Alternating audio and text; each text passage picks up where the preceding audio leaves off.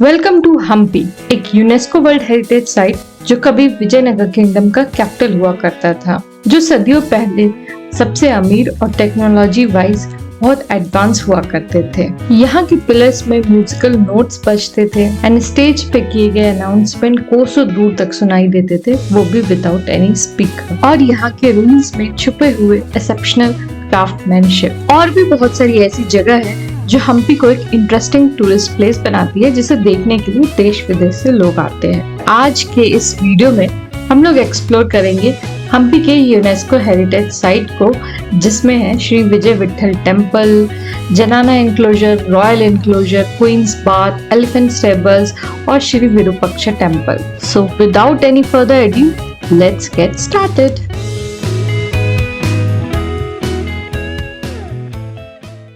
तो अभी हम आ चुके हैं श्री विजय विठल टेम्पल के पार्किंग एरिया में। पार्किंग काफी बड़ी है, मंदिर यहाँ से लगभग 1 किलोमीटर दूर है। तो ये जो सामने क्यू लगी है, यहाँ से बग्गी चलती है, तो बग्गी से भी आप जा सकते हैं। एंड यहाँ पे कुछ खाने पीने के लिए छोटी मोटी शॉप लगी हुई है, साथ ही वॉशरूम की भी फैसिलिटी है। एंड यहाँ पे सामने भी टिकट काउंटर है, तो चलते हैं एंड टिकट लेते हैं। यहाँ पे टिकट आप स्कैन करके भी ले सकते हैं एंड सामने काउंटर है, वहाँ से भी ले सकते हैं। पार्किंग से टेम्पल तक का सफर लगभग 1 किलोमीटर दूर है, तो या तो आप पैदल भी जा सकते हैं, अदरवाइज यहाँ बैटरी ऑपरेटेड कार चलती है, तो आप उससे भी जा सकते हैं।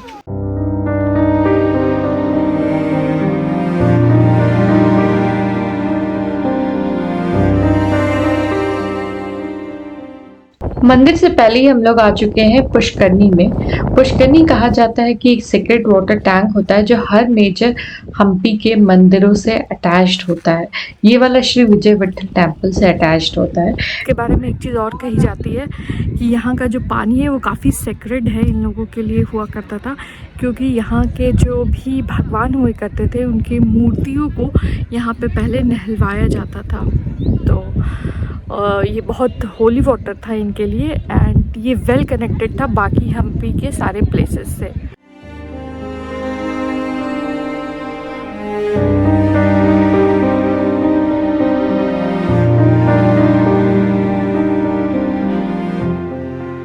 तो लगभग 10 मिनट्स के वॉक के बाद हम लोग पहुंच चुके हैं श्री विजय विठल टेम्पल। ये बहुत एंशिएंट टेम्पल है हम्पी का, which belong to Vijayanagar kingdom, which was one of the richest kingdom in India. और अभी बस इसके कुछ रूम्स ही बचे हुए हैं, तो let's go and explore it. Hampi Karnataka का एक एंशिएंट विलेज था जो कि सबसे अमीर और टेक्नोलॉजी वाइज हमसे काफ़ी ज़्यादा एडवांस हुआ करती थी, एंड उसका एक परफेक्ट एग्जाम्पल है ये श्री विजय विठल टेम्पल। इस टेम्पल के अंदर आप जहाँ भी देखोगे आपको कुछ ना कुछ इंटरेस्टिंग दिख ही जाएगा। जैसे मेरे सामने है the stone chariot, which is an exceptional piece of craftsmanship. मेरे पीछे जो आप भीड़ देख रहे हो यहाँ पे, ये स्टोन चैरियट के लिए है। ये वही स्टोन चैरियट है जो श्री विजय विठल टेम्पल का मेजर हाईलाइट है, एंड ये 50 रुपीज़ के नोट के पीछे आपने तो देखा ही होगा, ये वही स्टोन चैरियट है। पहले इसे जब यहाँ पुराने ज़माने में इसे मैनुअली रोल किया जाता था, इसके नीचे जो व्हील्स है, बट आज ये सीमेंटेड करके फिक्स कर दिया गया है। और ऐसे स्टोन चैरियट इंडिया में 3 जगह है, एक उड़ीसा में है, एक महाबलीपुरम में है और एक यहाँ पर हम्पी में है। यह है stone chariot, the major highlight of Hampi and Shri Vijaya Vitthal temple.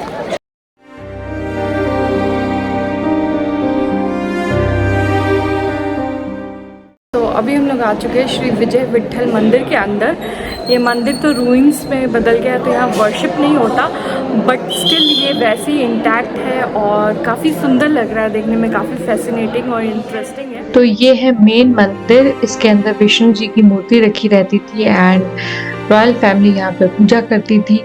And इसके नीचे से एक पैसेज गया है जहाँ से रॉयल फैमिली परिक्रमा करती थी। तो ऐसा बोला जाता है कि जो नॉर्मल पब्लिक थी वो इस मंदिर के बाहर से परिक्रमा करती थी, और जो रॉयल फैमिली थी वो अंदर से परिक्रमा करती थी।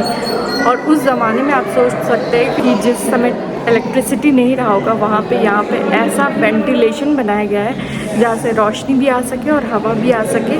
एंड इसके नीचे वाटर फ्लो होता है, जिससे जब लाइट पड़ती थी तो रिफ्लेक्शन होता था, जिससे जगमगा उठता था ये जगह। तो टेक्नोलॉजी उस टाइम की कितनी एडवांस थी और कारीगरी तो यहाँ की मस्त है, एकदम देखने लायक है।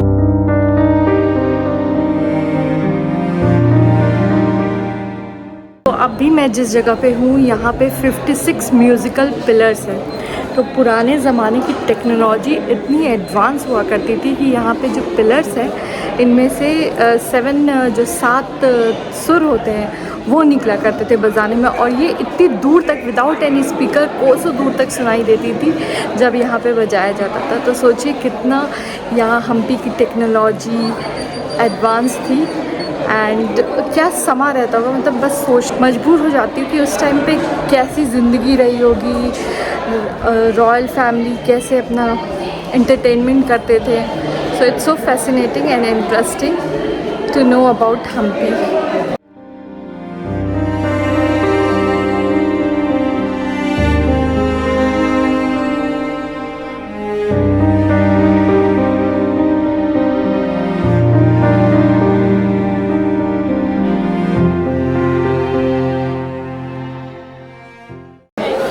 यहाँ पे पहले रॉयल फैमिली की शादी हुआ करती थी एंड इस पूरे जगह को फूलों और गहनों से सजा दिया जाता था। उस टाइम पे ये विजयनगर किंगडम बहुत अमीर हुआ करता था, तो ये गहनों से सजा रहता था। And if you got lucky तो आपको अभी भी खोदने पे कुछ ना कुछ सोने के सामान तो मिल ही जाएंगे।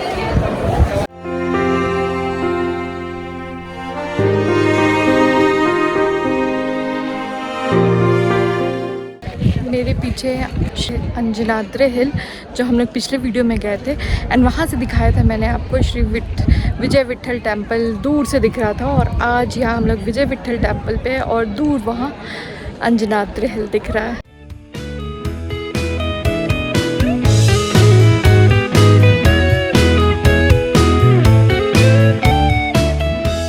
तो श्री विजय विट्ठल टेम्पल से लगभग 15 मिनट के ड्राइविंग के बाद हम लोग आ चुके हैं क्वींस पार्क पे। यहाँ पार्किंग फ्री है एंड काफ़ी बड़ी सी है, एंट्री टिकट भी यहाँ फ्री है। तो चलते हैं अंदर एंड एक्सप्लोर करते हैं। एंशिएंट टाइम में क्वींस बाथ का इस्तेमाल यहाँ की रॉयल फैमिली नहाने के लिए किया करती थी। ये ऐसा डिज़ाइन किया हुआ था कि यहाँ पे गर्म पानी भी मिल जाया करता था। तो सोचिए कितना ब्यूटीफुल एंड इंटरेस्टिंग डिज़ाइन है। भले ही ये रूइंस में बदल गए हो लेकिन देखने में आज भी काफ़ी खूबसूरत लगते हैं। क्वींस बाथ से निकल के थोड़ा और आगे जाने पर है रॉयल एनक्लोजर। तो चलिए चलते हैं एंड देखते हैं।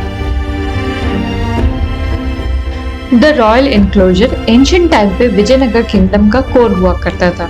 इसके अंदर आपको काफ़ी सारे स्ट्रक्चर और रूइंस मिलेंगे, जिसमें से मेजर है Mahanavami Dibba, audience hall, underground chamber, public bath and step well.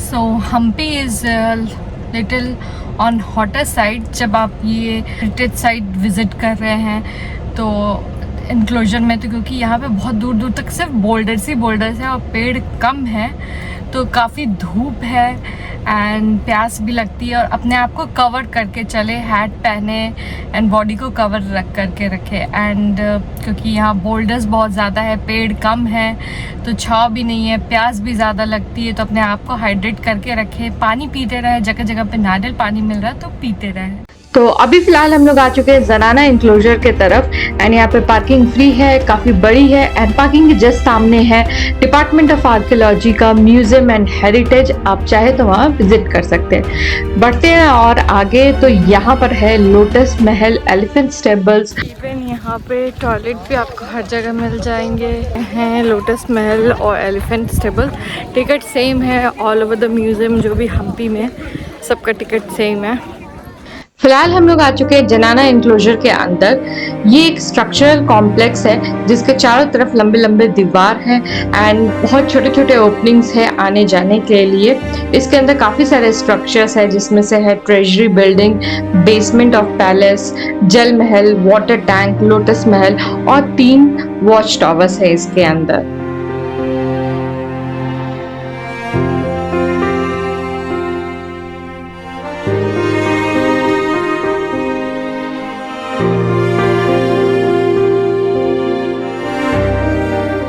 Behind me is lotus महल, जो कि one of the least destroyed monuments है हम्पी में एंड स्टिल इंटैक्ट है और काफ़ी खूबसूरत लग रहा है। तो ये एक प्राइवेट प्रॉपर्टी था फॉर द रॉयल लेडीज़ और इसका आर्किटेक्चर एक लोटस बर्ड के तरह दिया गया है, which is a perfect example of Indo Islamic architecture and ये काफ़ी ब्यूटीफुल सा है। सो behind me is elephant stables और ये उन मॉन्यूमेंट्स में से एक है जो लीस्ट डिस्ट्रॉयड किए गए थे 16वीं शताब्दी में दिल्ली सल्तनत द्वारा एंड ये स्टिल इंटैक्ट है एंड काफ़ी खूबसूरत लग रहा है।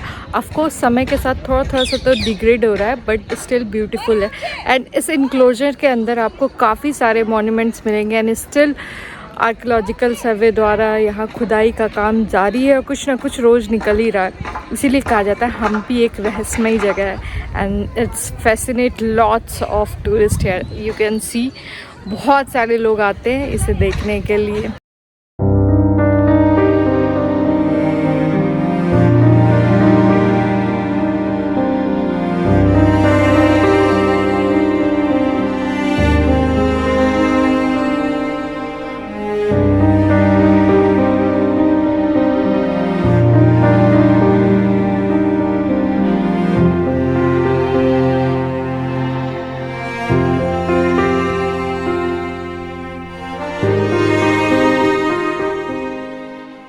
अभी हम लोग आ चुके हैं श्री लक्ष्मी नरसिम्हा टेम्पल और यहाँ पर एक बहुत बड़ी मोनोलिथ स्टैचू है एंड उस ज़माने के लोगों की क्रिएटिविटी देख सकते हैं कि एक स्टोन से इतना सुंदर आई कैचिंग सा मूर्ति बना हुआ है।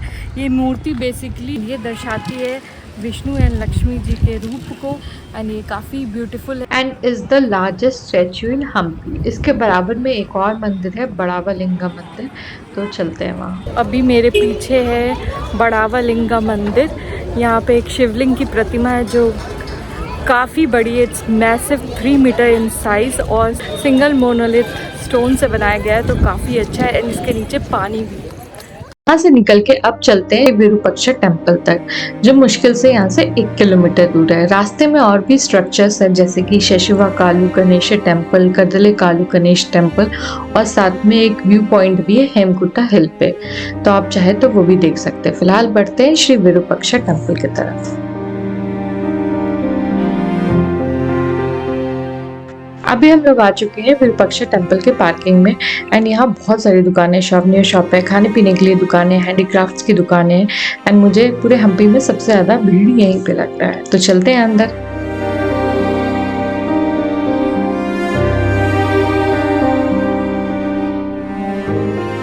Virupaksha temple is very ancient temple dedicated to Shiva भगवान जिनके 3 आंख है, which make this place very special and powerful। तो ये काफ़ी खूबसूरत सा मंदिर है। अगर आप हम्पी में आए तो हम्पी का ये मेजर हाईलाइट है, तो यहाँ पर आना ना भूलें। One eternity later. So that was it and I hope आपको हम्पी का व्लॉग अच्छा लगा होगा। तो प्लीज़ लाइक कीजिए वीडियो को और अगर पहली बार देख रहे हैं तो सब्सक्राइब कीजिए और साथ में बेल आइकन को भी दबा दीजिए ताकि आपको सारे नोटिफिकेशंस मिलते रहें and stay tuned for more.